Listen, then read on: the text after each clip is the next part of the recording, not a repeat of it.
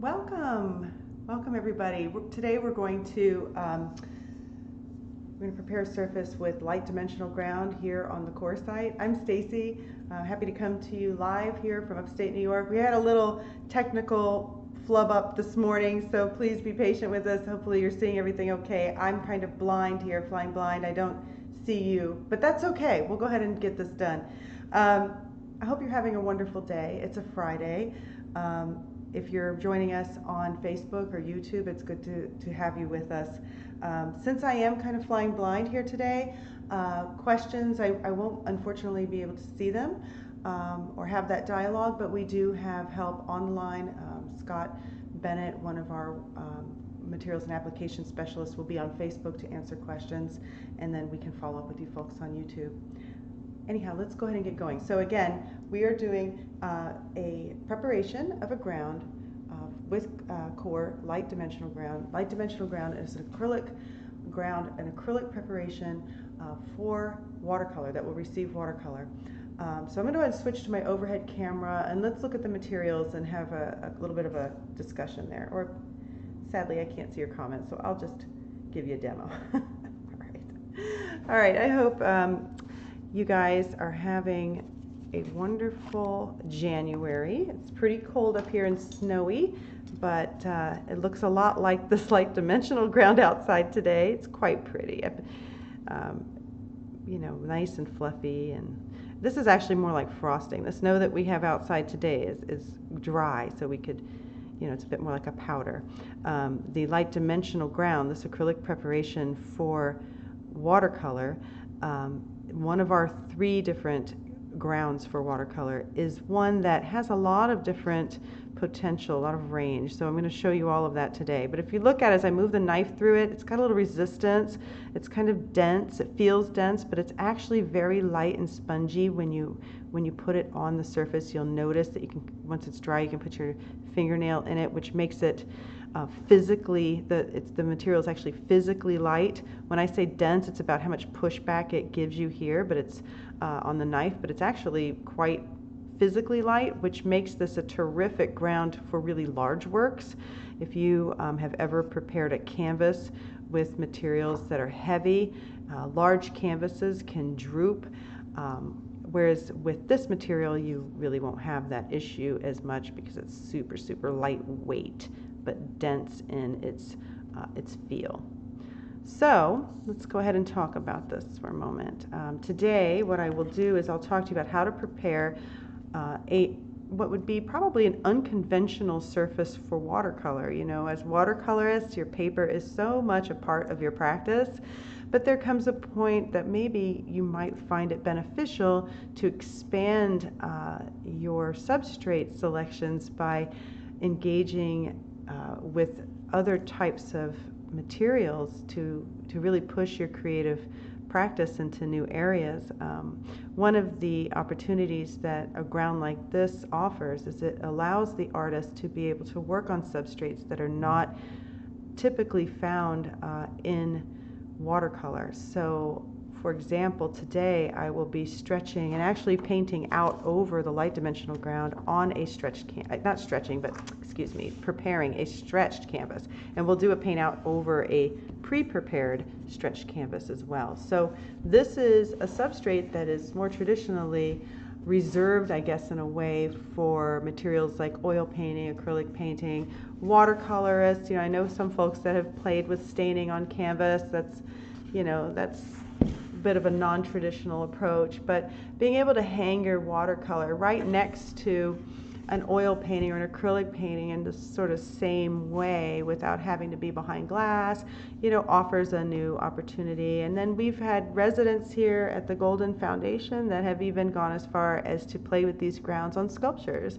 The one thing you might want to consider if you are going to paint watercolor on canvas with these grounds is that once you're done, just to give your watercolor a little bit of protection since you don't have glass, you also may want to varnish these pieces, which is a separate conversation. So today we're just going to talk about preparing a surface for a watercolor, a ground for watercolor. And in this case, we're using our light dimensional ground. We have 3 grounds that we have developed with Golden for QoR that are acrylic grounds for watercolor. One is called Watercolor Ground. It's a very flat, absorbent, reminds me a little bit more of a more fluid gesso, very flat and absorbent ground. The dimensional ground gives you just that. We can put it on in a way that it is quite smooth, or we can play with dimension, giving texture to our work. And then we have the cold press ground, which the cold press ground mimics a look of a handmade paper. The absorbency and the feel is completely different, but the look is like a handmade paper. And we went over those on our Instagram page a little bit, so if you wanted to see that, we have those there. But today, this is what we're focusing on. So if you want to go this route, you're starting with a raw canvas. Since watercolors are going to primarily be a transparent media, we do suggest that you prepare your raw canvas with gloss medium first, because of a phenomena that happens sometimes with these natural materials. Sometimes natural materials will have impurities that will move up through the acrylic layers, because it's a waterborne product, and that those impurities could come up and create what we call support-induced discoloration. It's not going to hurt your work necessarily, but if you're working in transparencies, it's something that you can see and might not be appealing. So we recommend that if you're working in water media on an acrylic ground with transparencies, that you take one step to sort of size or prime the bottom layer of your preparation here with some gloss medium. So I'm going to start by doing that and show you the difference in your canvas when you start this process. So gloss medium is what we have found to be the best for blocking support-induced discoloration. If you want information on support-induced discoloration, please go ahead and look it up on our Just Paint website. So if you just do a Google search, Just Paint support-induced discoloration, you'll get some articles that'll explain what that is. So we start with the gloss medium. This is probably not how you typically start your watercolor paintings, is it? So when you put the gloss medium on, if you're not typically an acrylic painter, it's not something you do, you don't have to work this too much. Just, make sure you get even coverage across your surface, but you don't have to go back and forth trying to get this perfectly smooth. The material will level itself as it dries. If you keep working it, actually, that's when you might get the brush strokes. As it starts to tack up, then those brush strokes want to stay. But if you just put the material on very quickly like I'm doing, just make sure you get good coverage, and you just let those little bits of the little strokes that you see once you've got good coverage and it's even, those will go down as the material dries and the water evaporates out. It'll shrink and it'll all just sort of settle down and level. So this medium was developed to have a little bit of a leveling quality to it. So it's not going to stay, whereas the light dimensional ground does not have the same quality. It doesn't level, and your peaks and your brush strokes will stay. So I'm going to talk to you about applying that ground in a minute. For all the different types of textures and looks you might want. So anyhow, this is just how it goes. It's pretty simple. You just go ahead and cover that surface. So it's a milky white color. As this dries, it will clarify and become clear, but it will be glossy. So you'd have a heck of a time getting a watercolor to stick to this by itself. So we're definitely going to coat this with something else. So you just let that dry and do another coat. After this dries, do another coat, and that should give you adequate protection. When it dries, it looks like this. You can see it has a little bit of a sheen. That's from the glossy finish. Now the first coat probably won't be quite as glossy as the second coat. Once you've done this, you're ready for the prep. I'm going to show you one that's dry. This is what the light dimensional ground looks like dry. We have an area that I prepared that's very, very smooth and flat. And as we move across, you can see that I've got a kind of like a stucco here, and I've taken my knife and I've made a really deep texture here, and then this area looks like frosting. We're going to do a paint out, a swatch out over all of this so you can see how the paint interacts with the light dimensional ground and all of these different types of textures. But first we're going to actually put the ground on a canvas so you can see how I did that. Now, first of all, I'm going to just take this really big scoop out and put it down to show you. This tool is basically a frosting knife. We got this from a kitchen supply. So this is a terrific tool to have. You can also use a squeegee if you want to get a smooth effect. It's a printmaking tool for silkscreen.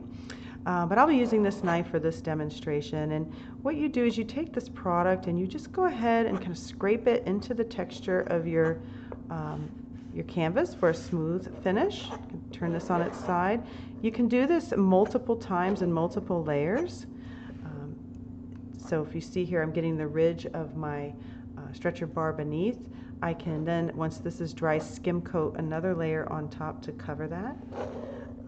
But as I move this knife across, I'm going to get into that texture, filling it to get the smooth application. But there's a trick to this, because this knife is always going to pick up a little bit of this light dimensional ground and want to create a slight texture in areas that maybe I didn't want it. Plus, let's say on this first pass, I do want to get a little bit more over this. I can just press, now that I've got it in the texture, I can lift up on my pressure and press a little less. Press less. And as I pull that across the surface, pressing less, you get a little bit better coverage, a little thicker coverage. But you can see there's still like little pits and little like rake from the knife in there. The trick to really getting this super smooth is you can spray this with a tiny bit of water. I have my spray bottle here, or you can dip your knife in a little bit of water. I like to use the spray bottle, so I'm going to just do that. Mist it, and then go back with that knife, and it'll just glide across the surface. When I do that, I'm going to get a smooth, smooth finish. Now, if your knife has junk on it, if there's any dried bits of acrylic or anything else on here, it's going to create a little rake. So you want to make sure your knife is nice and clean. The squeegee is a rubber, has a rubber blade on it, and that also is very effective. So you do this a few times. So once this dries, I can do this again, and I can get a really, really smooth surface. And if you wet it and you keep pulling it like I am, eventually that water is going to get into the acrylic and it's going to start to grab again. So you'll just want to mist it and work that a few times, let it dry. So this is getting nice and smooth in this area here. This application will be lovely to paint on if that's what I'm after. But you know, maybe I just want to do something a little bit more creative, and I have some tools I want to embed or work and make a different texture on this surface.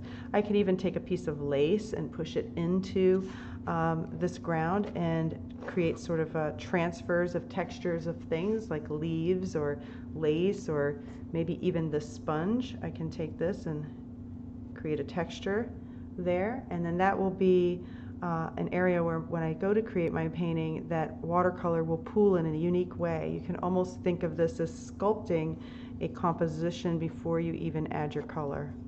Okay, so the application can be anywhere from as thick and crazy as this to really flat. The light dimensional ground will work in both cases. So that's the application.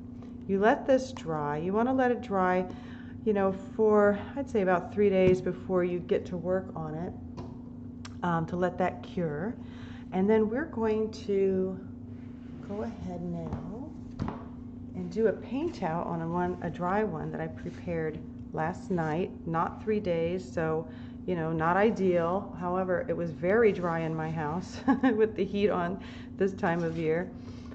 3 days is just a range, you know, everybody's in a different spot. If you're in Arizona and it's very, very dry, your drying time and curing times will be different than someone, say, in Florida or Seattle. So, and if I'm totally honest with you, this is a little sticky. So this is not something I would recommend as a permanent, you know, solution for one of my artworks. This is a demo, so we'll be fine. Okay, so I have chosen 2 colors to paint out and swatch. I have Quinacridone Gold. It's a beautiful transparent staining color. And I also have cobalt blue, which is a crowd favorite. It's a beautiful granulating sky. I wish our sky looked like that today. A beautiful, beautiful blue. So as I paint these out, I chose a staining and a granulating so that you can see how the paint behaves, how each type of pigment will behave on here. Okay, all right. Let's go. All right, I'm going to start with this Quinacridone Gold. Terrific. So as I come across here on the area that is, let me get more paint, smooth, you can see that it's quite smooth. There is a little bit, this material has a kind of spongy, frosting-like texture. You can just sort of feel it with your nail that there is a sponginess to this. So you're going to sense that in the finished dried, the dried pieces, that you create. It will have that texture, but paper has a texture too. So it's just another tool in your toolbox for you to consider. But it is specific, and it's quite lovely in my opinion. I do really love this ground. I know a lot of artists that actually do work with this and prefer this medium as a ground because of its unique texture. It's very, very sort of, I don't want to say it's grainy, but a tiny bit. Pick up some more of this. I'm just going to wash this out. Oops. So as you can hear that, my brush working over the texture. If you're really concerned about that texture chewing up your favorite brush, then you might want to do your larger passes with your less favorite brush, and then do your details maybe with your favorite. And we all have our favorite brushes. This does work your brush in a different way than paper might. So as you see, I come across here, I really have to work, it's a different way of painting. I'm working through those textures, but what a lovely effect. And because this is a, resoluble watercolor paint, I could then work on this like a patina, take a damp rag and remove some and rework. It's quite lovely. So let's go ahead and swatch out the cobalt blue now. Look at that cobalt blue. So I have a staining next to a granulating color, and I can already see the granulation in that cobalt blue. It's so pretty. Here we go. I think there will be an opportunity to maybe in social media on Facebook post the dried examples of this swatch out, because I know you don't get everything when it's wet. There we go. Sorry I can't answer your questions or chat with you. I hope everyone's having a wonderful day. Here we go. Again, you see how I'm changing. I have to really change how I move the brush, getting into these textures. It's a different approach.